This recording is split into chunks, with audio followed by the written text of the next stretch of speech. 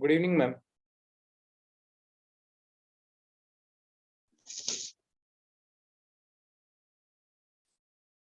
Good evening, ma'am. Good evening.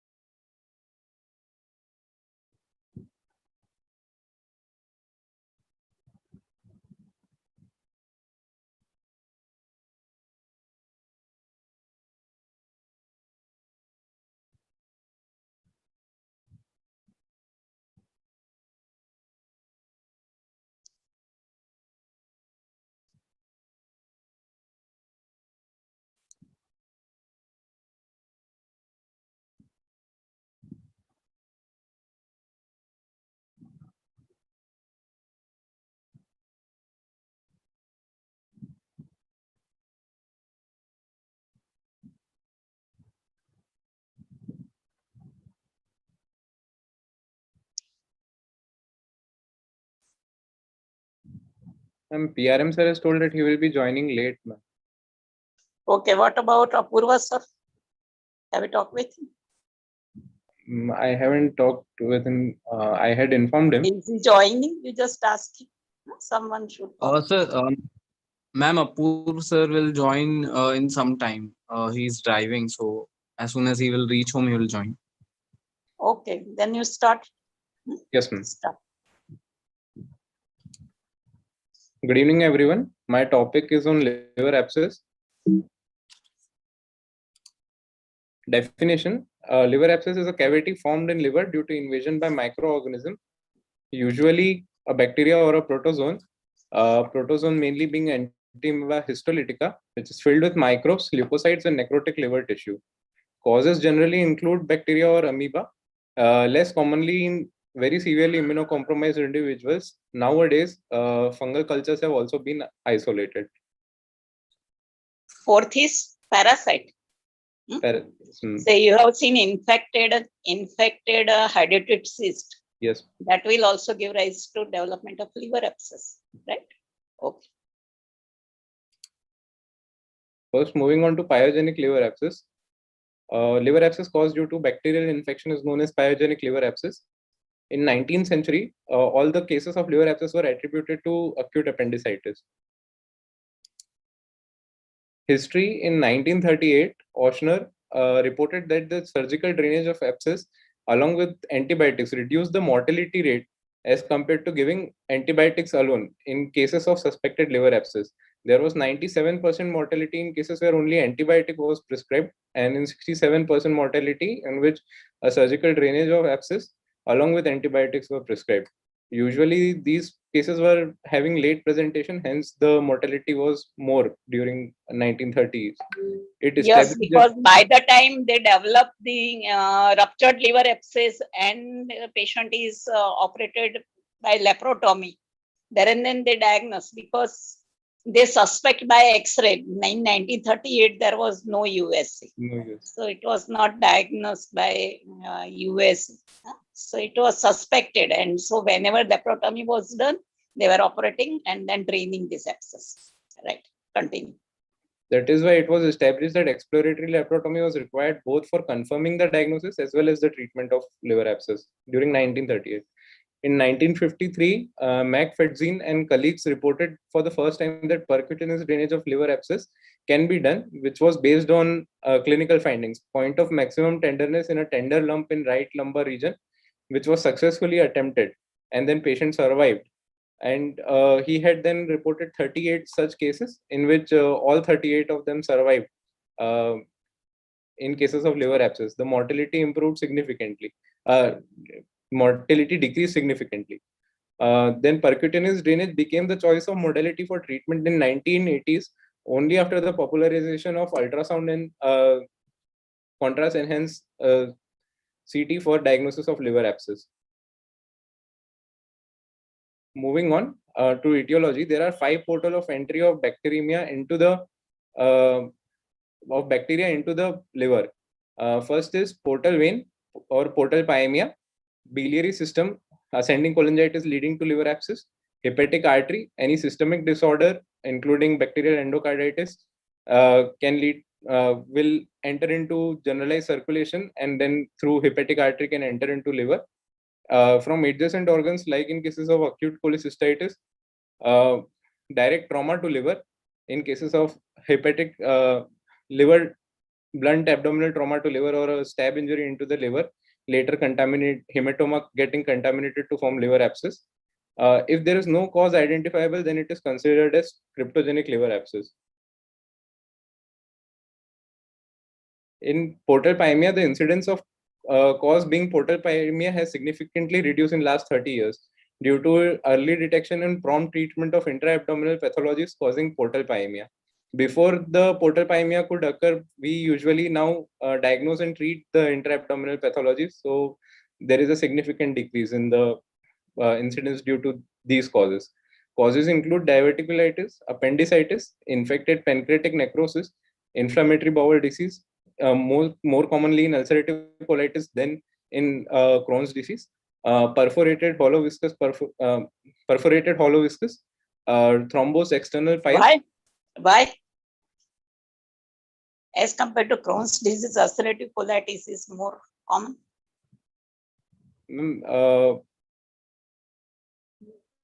Simple, it is large bowel inflammation, and in Crohn's disease, it is a small bowel inflammation. So bacterial flora is more in colon. Okay, continue. Thrombus external piles, secondary to open hemorrhoidectomy, infection ascends to breaks in the rectal mucosa, ascending infection from the pelvic region, like embolization from a septic foci. Non-infective cases include colorectal carcinoma and gastric malignancy, and in newborn, omphalitis should be considered as a cause. Secondary to ascending infection from biliary tree. In USA now, it is the most common cause leading to liver abscesses. Benign causes include bile duct structure, common bile duct stones, and hepatolithiasis. Instrumentation of bile duct by endoscopic stenting or percutaneous drainage, PTBD, is frequently a cause of cholangitis and pyogenic liver abscesses in such conditions. And pyogenic liver abscess due to cholangiocarcinoma has highest mortality rate. So all this etiology is because of cholangitis. Yes, see, ascending cholangitis. And there is a stasis into the bile giving rise to cholangitis if there is a obstruction anywhere. Because cholangitis do not occur in a stasis, just like hepatitis. If person is having hepatitis, there will be a stasis of the bile. And gallbladder will get distended also in hepatitis, infective hepatitis, viral infective hepatitis. But in that case, patient will not develop cholangitis. So if there is any obstruction in the passage of the bile there, and then it will give rise to infection. Right? Okay. Direct liver contamination by adjacent organ infection, like in cases of acute cholecystitis, which is the most common example of such portal. How? If there is a cystic duct stone causing pyocele of gallbladder, and then there is a rupture of gallbladder mucosa into the liver bed, then it can form a large abscess cavity which can be contained by omentum also. So omentum, gallbladder, and liver abscess entire form a liver abscess like condition. Okay, it's 1 second. Uh, through time. So we are talking of liver abscess. Keep in mind, we are talking of liver abscess. Yes. How the acute cholecystitis gives rise to liver abscess. I mean, there can be a trans-coelomic migration of the bacteria into the adjacent liver. It will be same like portal pyemia. It will be also because of the portal pyemia or direct invasion of liver bed. Ma'am, direct infiltration of the liver. Ischemic patch and pyocele is formed, then it will give rise to collection into the liver. Right? Yes. Or if there is a common vein, see, whenever we are removing the gallbladder, we find out vessel near the fundus of the gallbladder. So if there is a thrombosis of the vein because of the inflammation of the gallbladder, and that will also give rise to ischemia of that part of the liver, also giving rise to abscess formation there because of the transmigration of the bacteria. If there is a pericholecystic collection, just because of the acute cholecystitis, there may be a transmigration of the bacteria, and that will also give rise to thrombosis of the vessels surrounding the gallbladder and develop the direct liver contamination and development of the abscess. Right? Okay. There can be a direct perforation of gastric mucosa, peptic perforation or duodenal perforation directly into the liver bed. Direct damage to liver can be caused due to intrahepatic biloma getting secondarily infected, hematoma or necrotic parenchyma being secondarily infected. These are favorable conditions for development of a pyogenic liver abscess by anaerobic bacteria like Bacteroides fragilis.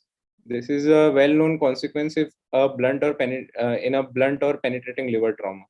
Liver trauma due to local techniques of treatment of neoplasms like radiofrequency ablation, internal radiation therapy, or transarterial liver embolization have been reported as newer causes of liver abscess.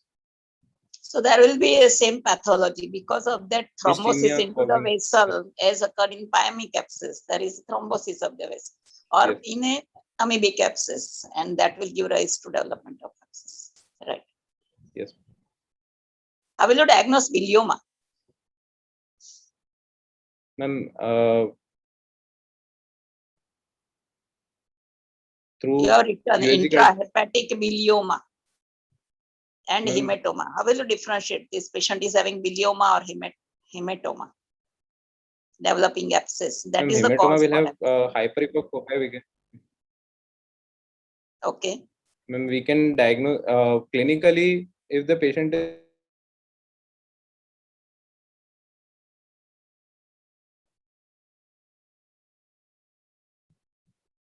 you are not audible. Patient also having complaint of sorry ma'am, my internet just got okay, now you are audible. Yes. Ma'am, clinically we can diagnose. If you do not know, I will explain. See, bilioma and hepatoma cannot be diagnosed clinically. It is usually suspected that if you have a patient has trauma and CT is done, and in which we find out there is a leakage of the biliary system or continuity of the major biliary system is there, right? Right or left hepatic duct is that part of the liver is traumatized. Yes. And there is a collection of the fluid, so it is hypoechoic collection, and this will not develop immediately. Yes. It takes few days. And so when you aspirate the liver abscess and there is a bile which is mixed with the bile, then you think about it may be a bilioma. Right? Yes. Hematoma is suspected, that you cannot confirm because it is always liver abscess is always having brownish fluid. Yes. Right? So that you cannot confirm. It is just suspect. Okay.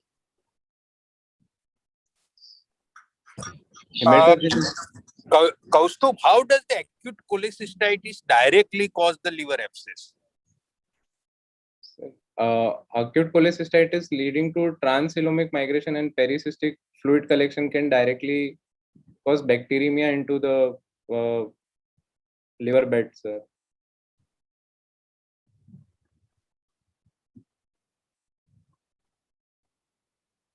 It is not direct contamination. It is part of portal pyemia, Yes. right? So how does the direct lead affects? So if there is a developing pyocele, then it can rupture into the Yes. liver. That you should understand. It will be a rupture of gallbladder into liver. Yes. That is the direct affected by cholecystitis. That is the one way. Second way is the malignancy, which will be secondarily infected. Yes. You can, but remember, whenever it's due to cholecystitis, it is always pyogenic. That should be kept in mind. So cholecystitis can cause by different way. One is a transcelomic. Second, it can secondarily cause cholangitis and can lead to that. And third is bloodborne infection can lead to liver. So cholecystitis is bound, but the direct extension occur is in the liver bed of the gallbladder when the pyocele or a gangrenous gallbladder occur. And the important point you should remember is almost always patient will be diabetic or immunocompromised. Yes. In a routine case, it does not occur. Continue. So hematogenous spread may be due to bacterial endocarditis in patients with intravenous drug abuse. Risk factors for such conditions are immunocompromised state, such as use of immunosuppressive drugs, or in cases of liver cirrhosis. Alcoholism and uncontrolled diabetes mellitus is also a risk factor for hematogenous spread. And also they are the risk factors which increase the severity of the disease. How the intravenous drug abuse give rise to hematogenous? Sir, ma'am, actually it is inadvertent intra-arterial injection of the drugs which can lead to inoculation of skin microflora like streptococci or staphylococci into the arterial system, and due to So it is just like a pyemia. pyemia. Systemic infection, correct? Pyemia. Okay. Cryptogenic liver abscesses, pyogenic liver abscesses usually. Intravenous injection also give rise to just like thrombophlebitis and pyemia, correct? Yes, pyemic abscess. Okay. Cryptogenic pyogenic liver abscesses are those abscesses in which we cannot rule out any of the causes mentioned earlier. Usually, in Asian population, it is considered that Klebsiella pneumonia bacteremia in 20s to 30s age group usually cause a liver. In these cases, Klebsiella pneumonia is the most common cause, which is microbe which is identified causing liver abscesses in this condition, in which no primary pathology could be found, which has led to liver abscess.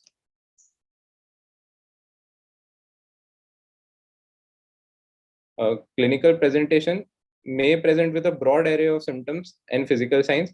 Prodromal symptoms start appearing 6 to 7 days before abdominal pain, which include anorexia and malaise. Most commonly, there is a high-grade fever of more than 38.5 degrees Celsius. Other common complaints include abdominal pain in right upper abdomen or epigastric region, nausea, vomiting, diarrhea, and weight loss if it is chronic. Jaundice occurs when it is an indication of severe sepsis, or if there is a cholangitic abscess. Symptoms may be present for several days up to even if it is a very large abscess, there may be a jaundice. Yes. And very large abscess which is compressing over the porta hepatis, yes. Giving rise to almost obstruction of the biliary system. That may also give rise to the jaundice, right? Okay. Symptoms may be present several days up to several weeks before hospital admission, and patient may also complain of right shoulder tip pain, which may be indicative of a subcapsular rupture. Signs may include icterus, hepatomegaly, localized tenderness, or guarding. The severity of the disease clinically can be identified by high grade. It should be reverse. Signs should be reverse. See, there will be a localized tenderness and guarding will be first.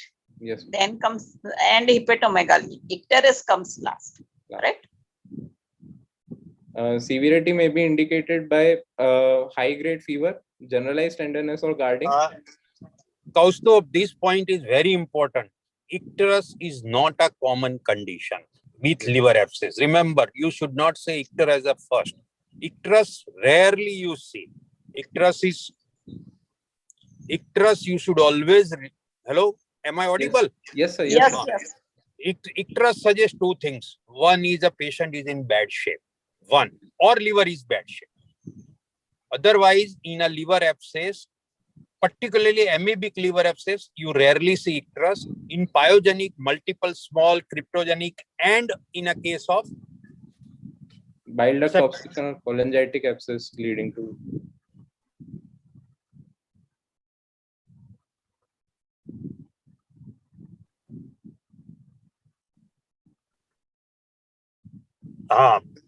yes, so maybe because of the Senna liver abscess itself.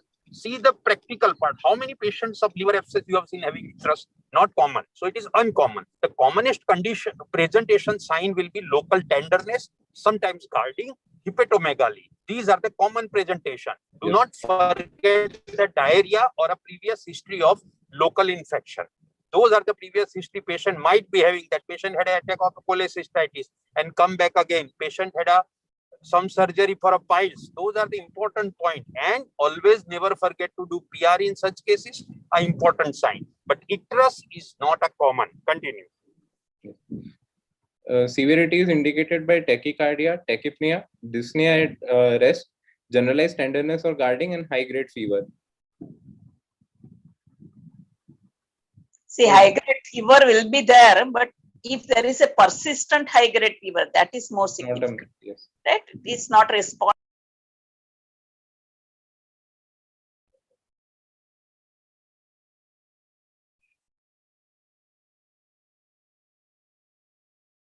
Ma'am, may I continue?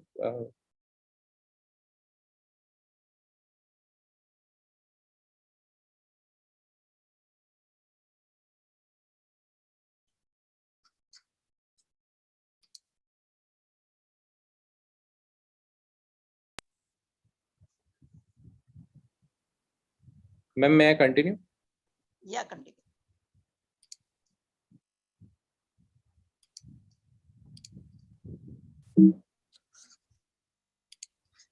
Diagnosis, there is a supportive evidence which can be given by doing a complete blood count, which may show a shift to left and leukocytosis.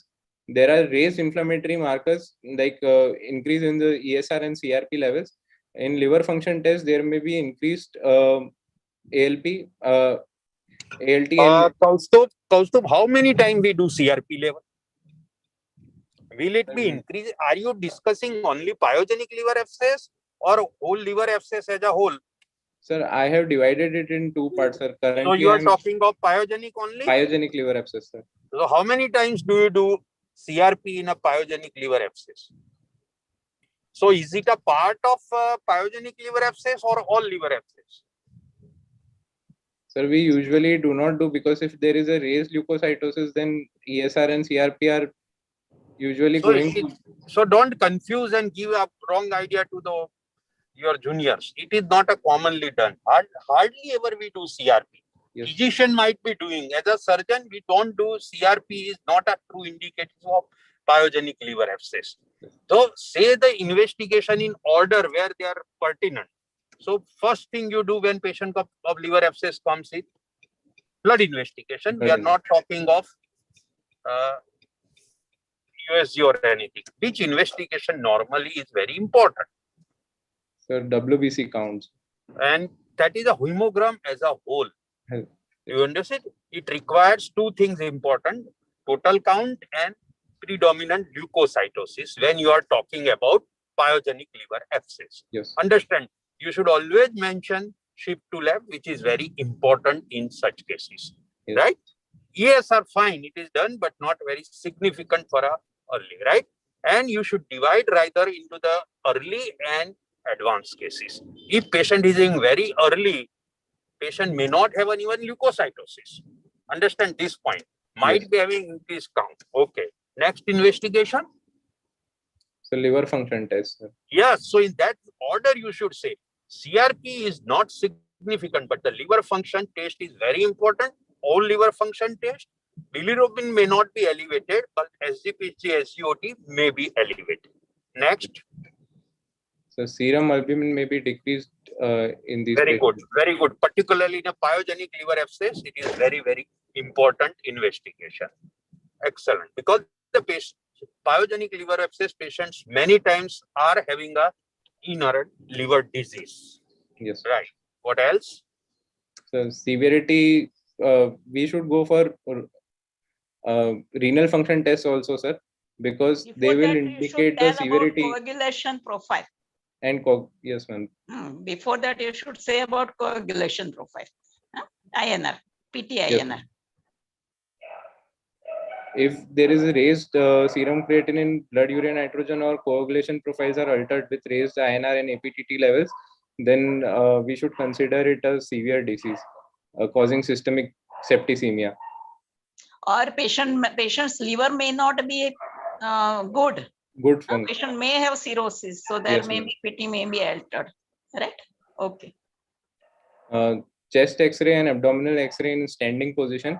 Before that, diabetes. You have to rule out the diabetes. This is important investigation. You have to rule out the diabetes. So blood sugar is important. Yes, ma'am. Okay. Chest X-ray and abdominal X-ray can also be used for supportive diagnosis. Chest X-ray may reveal atelectasis, the basal atelectasis, which is shown in this figure, and an elevated right hemidiaphragm. Enlargement of a liver shadow can be seen, and abnormally an air fluid level might be seen in the liver parenchyma, which is suggestive of gas-forming bacteria causing the infection. See, you have written that right-sided hemidiaphragm. It's not necessary. If it is abscess into the left lobe, then it may be that left side will be elevated. Yes. So it's not important. But yes, diaphragm is elevated, right? Okay. Yes. And what does this significant, what is the significance of air fluid level? Normally, we do not get air fluid level. What is the significance of air fluid level? What do you suspect when your patient is having air fluid level into the liver? There might be two causes which might be causing that abnormal air fluid level. One could be a paralytic ileus due to generalized septicemia, or secondly, it can be a bacterial infection. We are talking of air fluid level in liver abscess, as you have written. Go back. Yes, you have written air fluid level. In cases of gas-forming bacteria, like if there is a Klebsiella infection, then it may cause air fluid level in these cases. And sometimes there is a E. coli infection that will also give rise to air fluid level. Air fluid level. Okay, Klebsiella and E. coli. Ultrasound, it is highly accurate in diagnosis. It allows for percutaneous drainage under its guidance. It is fast and inexpensive. It also provides information about biliary tree and gallbladder pathology. Images obtained vary according to the evolution of the disease. Most abscesses are usually hypoechoic and present with a smooth wall, which usually thicken with chronicity. Some abscesses have inhomogeneous content, and if it becomes thick, it may be confused with the liver parenchyma itself. Gas within an abscess is hyperechoic and it casts shadows, which can be indicative of a prior percutaneous drainage attempted or gas forming bacteria causing the infection. So when there is a gas, you always think about bacterial infection rather than amic abscess. Yes, right? Most of the time. Okay.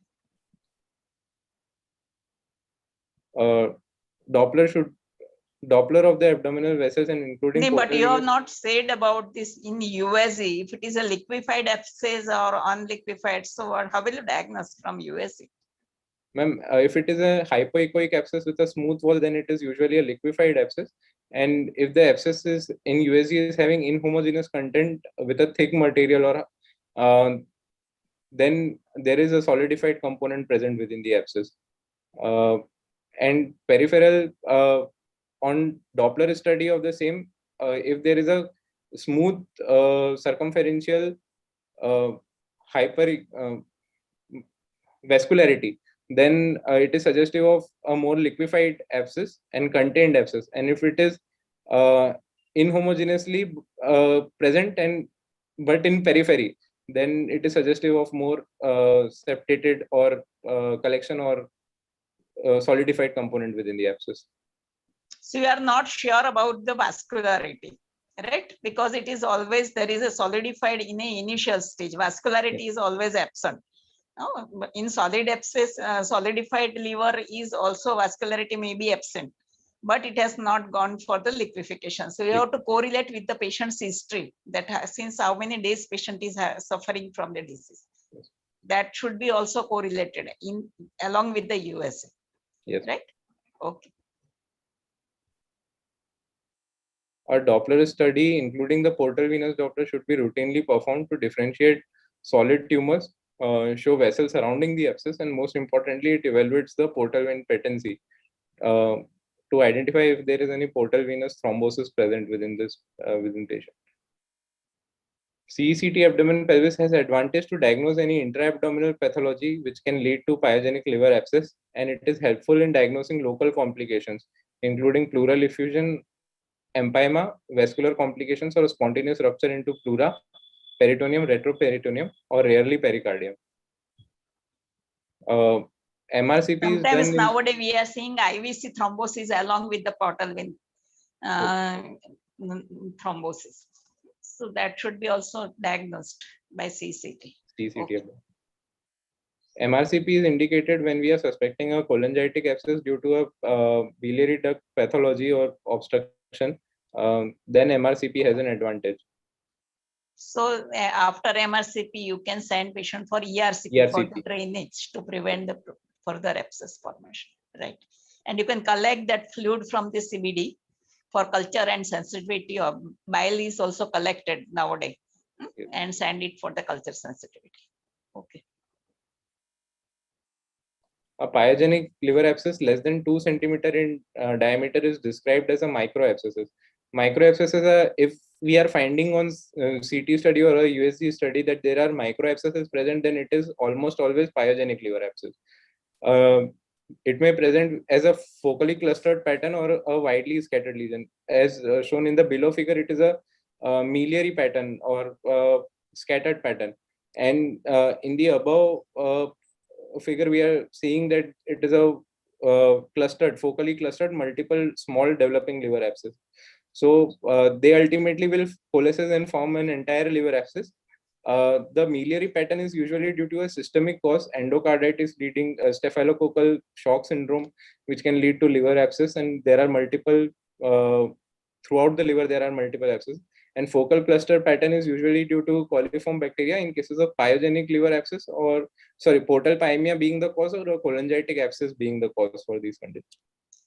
So focal clusters patterns is because of the very less bacteria are showered. Yes. Less bacteria are showered because of the local inflammation. Local inflammation. If it is a systemic infection, then more bacteria are there. Yes. And so it will give rise to miliary. Miliary. Okay. According to this microbiology, including the is divided according to the source of infection. If bile duct is the cause, then there is enteric gram-negative organisms, usually enterococci or Escherichia coli. If pelvic inflammation leading to pelvis inflammation is leading to this, then it is Bacteroides fragilis. Other intraperitoneal sources may be mixed aerobic, anaerobic organisms. Hematogenous seeding includes Streptococcus or Staphylococci. Immunocompromised individuals in cases of fungal liver abscesses can have Candida species. Other, usually in Asia, when cryptogenic pyogenic abscess is considered, Klebsiella pneumonia is the most common cause.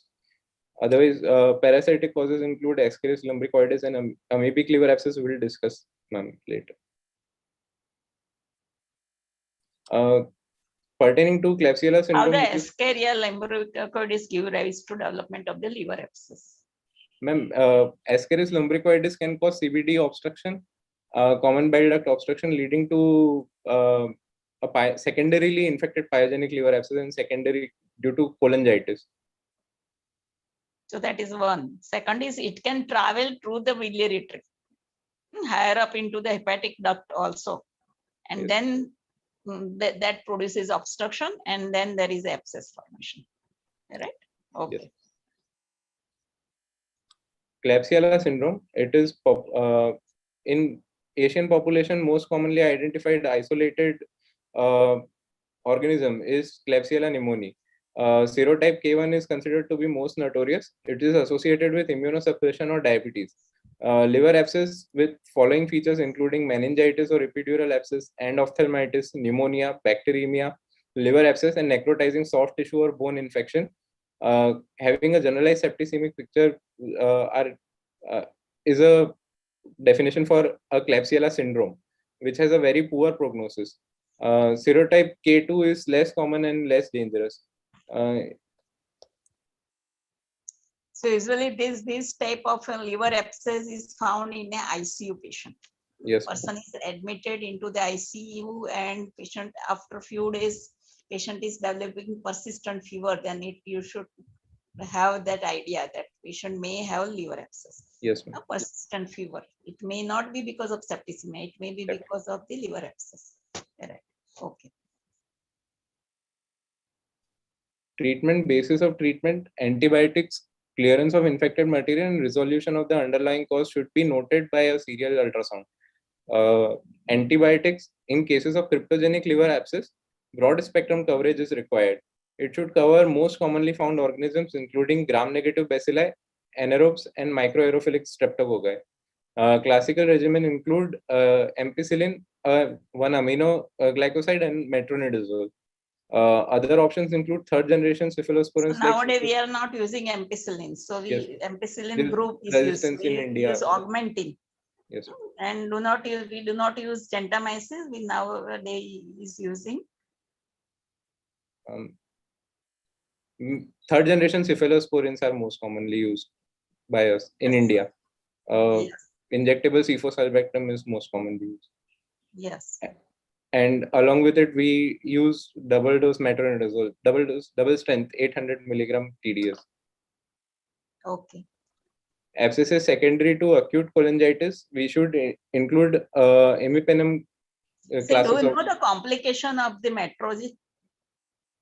Ma'am, persistent nausea, vomiting, in a pediatric patient, particularly in a pediatric patient. It affects the heart. So cardiac rhythm is affected. So in a pediatric patient, you have to calculate and give accordingly on it. It may give rise to cardiac arrest. So whenever you are giving IV metrogyl, so it should be properly calculated and given in pediatric patients. Yes. Right? Okay. Abscess secondary to acute cholangitis, we should include carbapenem group of drugs. Usually piperacillin, usually imipenem or meropenem. We can also add vancomycin or piperacillin tazobactam, but they are usually added after we get a culture sensitivity report. But prophylactically, we can, or on a broad spectrum basis, we can start meropenem. Initially, antibiotics should be given parenterally because of poor absorption from GI tract till the stabilization of patient is achieved clinically and for at least 2 weeks thereafter. The patient should be afebrile with a decreasing trend in leukocytosis. Why patient is taking all orally? Why do you want to give IV antibiotic and not the oral?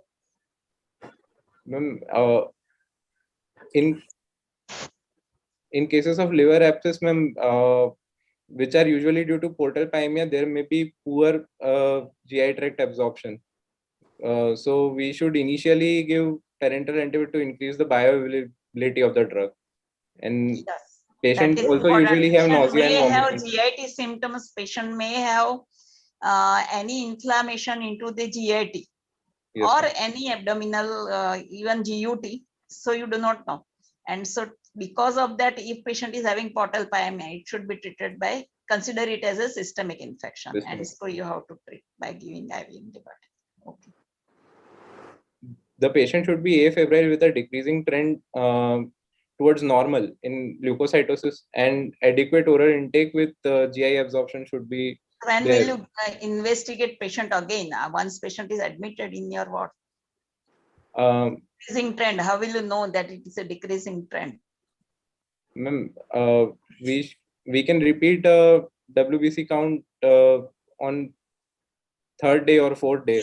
In pyemic abscess, if patient is having persistent fever, a patient should be have investigations again on third day after giving the 2 days of the antibiotic, or you have to send the blood culture of the patient if there is a persistent fever. Otherwise, it is not required. If patient is not having fever, you can wait for 7 days and repeat investigation after 7 days. Okay. Then patient can be shifted to oral antibiotics and continued on an outpatient basis for at least 2 weeks, following which a repeat ultrasound should be can be done if the patient is having any complaint of upper abdominal pain or fever. So in Kaustup, in between, no ultrasonography. Sir, if patient is afebrile and no. So usually before discharging the patient, we go for a repeat ultrasound, sir. It depends on the size of the abscess. It do not depend on the symptoms of the patients. So when you have aspirated first time and the abscess is 700 ml, then you have to do it early because you want a re-aspiration, right? Yes. If it is a small abscess or it is non-liquefied and you have not aspirated, then it requires after 3 days or 5 days, right?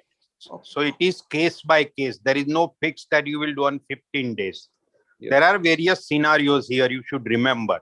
It's not a 1 + 1 = 2. As the madam has said, if it is a large abscess, you may have to do USG early. 1. Second thing is, only USG is required or anything else? Sir, yes. Blood investigations include. No, you already said blood investigation. What is the role of X-ray chest? Yes, sir.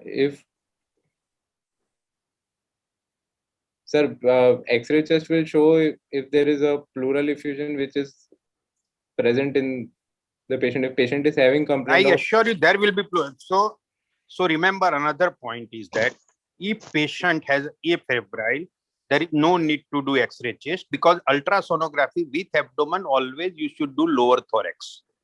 Out of 10, 9 times it will be a sympathetic pleural effusion, which does not need to be done anything further. One more point, in pyogenic liver abscess, you should keep in mind that associated pneumonitis due to Klebsiella or atelectasis is much more common than amoebic liver abscess, which is a very slow process, and usually diaphragm is spared and its movement is normal. But pyogenic abscess commonly occur in older patients whose lung is compromised. The diaphragm irritability may be there, which lead to restricted movement, and atelectasis is much more common. Yes. So older the patient, you should repeat the ultrasonography more frequently. But one point you should keep in mind, afebrile patient, still at the time of discharge, you should do it. Why? Ultrasonography? Sir, to know the exact status of abscess. In follow-up, if the abscess cavity has increased, you should further investigation.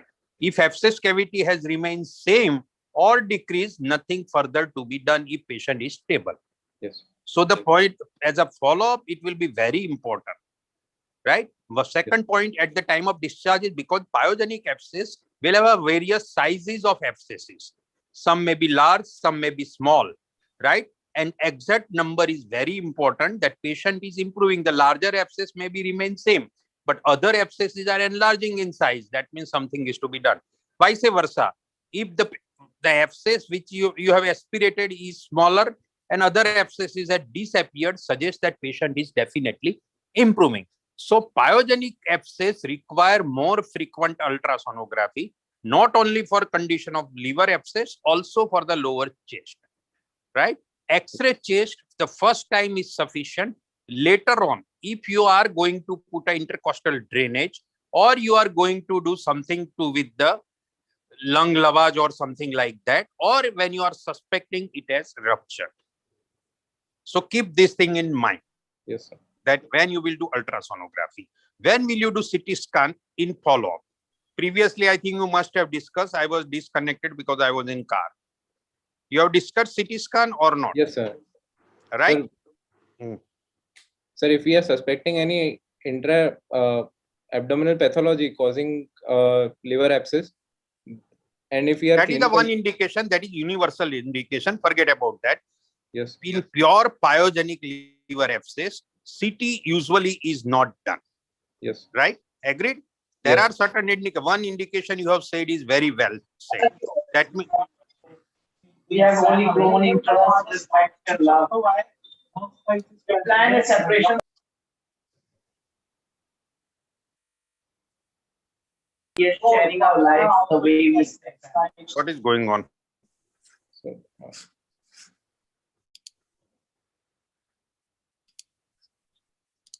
family for each other. It is a cross connection. What has happened? sir, somebody had. Who is he? Sir, he has gone, sir. He might have put the wrong in ID to enter. Okay, fine, no issue. That's all right. Okay, so remember, that is the one real indication and we always do it. Otherwise, initially the role of CT scan will come when the X-ray shows that there may be a possibility of rupture, diaphragmatic, right? Any other indication of CT? We are talking of pyogenic. Amoebic we'll discuss next time. Do you understand my question? Yes, sir. Sir, if we are suspecting. Yes. Sir, if we are suspecting if there is a retroperitoneal or intraperitoneal rupture of the liver abscess,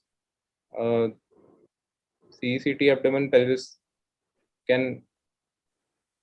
One is a complication. Yes. Right? That is a definitely. Before that, keep one thing in mind. The multiple pyogenic liver abscess, one of the differential diagnosis would be metastasis of liver. Very good. So when you are not sure of your diagnosis on ultrasonography, one is multiple metastasis, second is an incidental multiple hemangioma, and last but not least in our country is multiple hydatid cyst. Yes. And fourth rarely is a plain cyst. But remember, metastasis in a hydatid cyst, sometimes you may have to do CT. Right? So the point here will be the ultrasonography may show multiple small cap. If patient doesn't have a matching symptoms and sign of liver abscess with multiple cysts they are showing, always look for the alternate diagnosis. Right? Now you are discharging the patient. Is there any role of CT?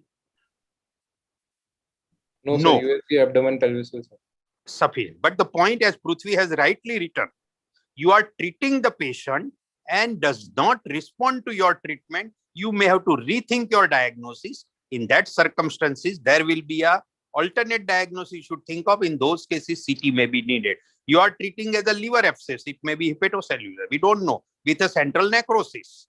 Do you understand? Yes. Then the primary CT may not be sufficient. You may have to do follow-ups. So the most important, apart from the differential diagnosis, a non-responding patient to any kind of treatment of liver abscess, before going anything further, you should show. And the most important indication is persistent fever, breathlessness, and signs of septicemia appearing. Okay. And yes, this is a Prithvi we'll discuss later on, because that will be slough out in pyogenic is very rare. It is usually associated with typhlitis.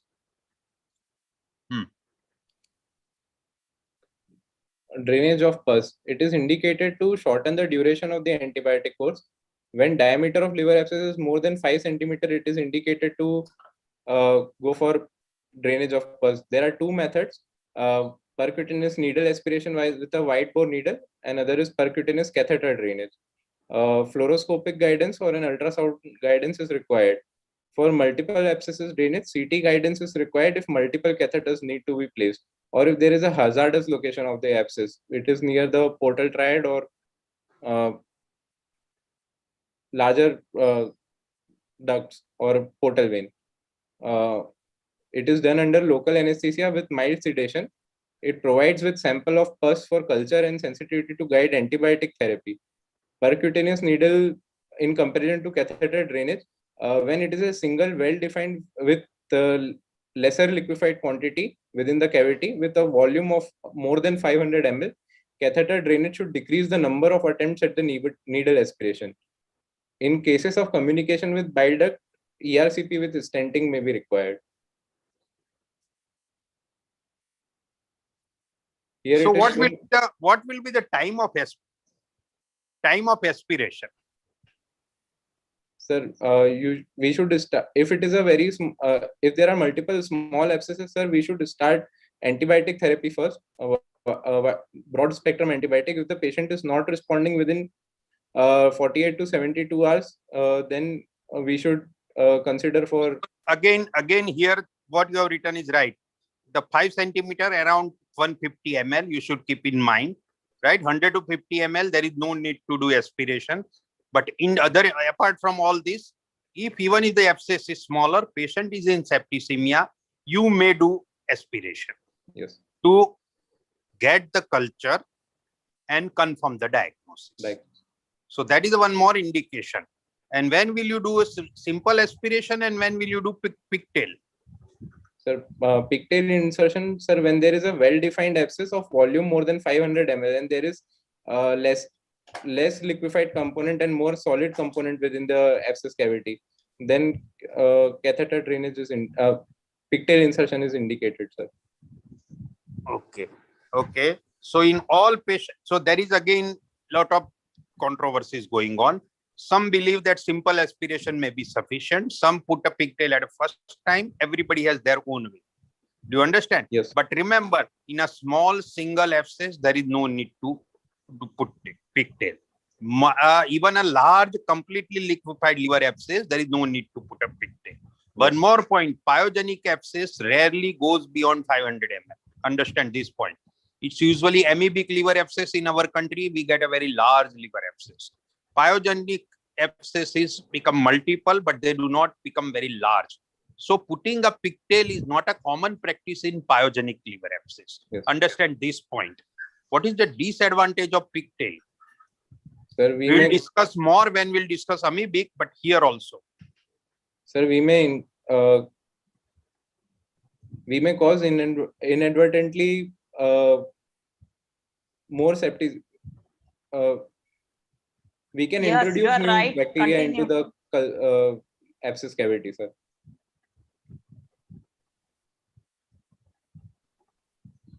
Anything else?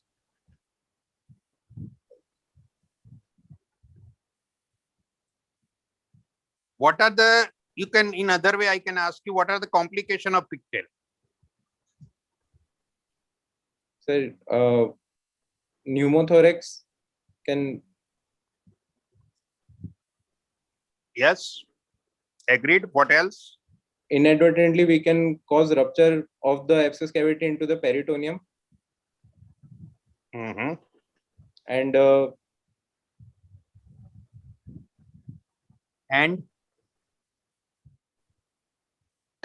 problem, you should understand difference between amoebic and pyogenic. Girish bhai, we are talking of pyogenic, so amoebiasis cutis is not here to be discussed. Yes, you are right, but not in this case. The important point, the amoebic liver abscess wall is very matured, thick. So once you put a pigtail, it will stay in a position. In a pyogenic, liver many times is not normal. Patient is having septicemia. So in those cases, if you put a pigtail, it can be a problematic. You should understand this point, right? So the leakage in the peritoneal cavity is common. When you put a pigtail and not fixed properly, it will pass through the pleural cavity and there can be pneumothorax or the pus may go into pleural cavity. See, in this pyogenic abscess, there are multiple abscess most of the time, right? And it is smaller in size. So if it is a 50-100 ml abscess, then there will be a overlying liver tissue will be also there. So in that case, we do not aspirate. Rightly said by sir, that if there is a smaller abscess, you do not aspirate because it is not lying at the periphery. It is deep seated. So whenever you are aspirating, you are going through the liver. and it is not liquefied. When it is a smaller abscess, it is not totally liquefied. And so when you aspirate, you are creating hematoma into that abscess cavity also. So it is not recommended, right? Okay. So one more complication of pigtail insertion is that we might inadvertently injure the biliary radicals within the liver parenchyma. Yes, if it is lying nearer to the major biliary radicals, then it will give rise to irritation there, and it will give rise to injury to that duct also, right? In this figure, I have shown the pigtail which is seen under CT guidance. It had been inserted.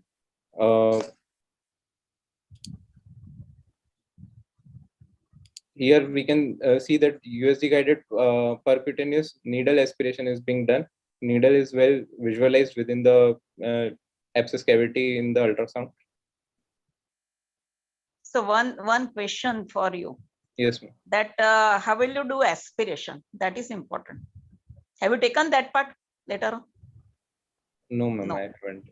So next time, whenever you are describing about amoebic liver abscess, the technique of aspiration and technique of pigtail insertion. So we can correct your wrong method, right? Okay.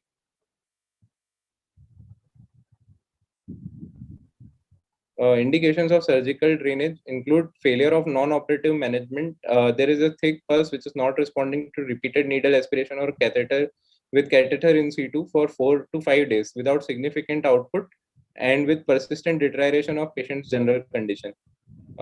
If on admission itself there is a suspicion of intraperitoneal rupture of liver abscess with signs of peritonitis, rigid silent abdomen, then we should go for exploratory laparotomy. Laparoscopic drainage can also be attempted in these cases. Surgery, if there is an indication for surgery for the cause of the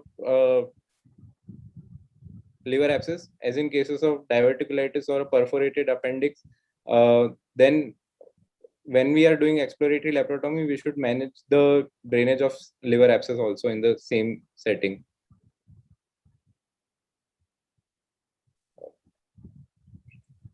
So we will discuss amoebic liver abscess next time. Right? Okay.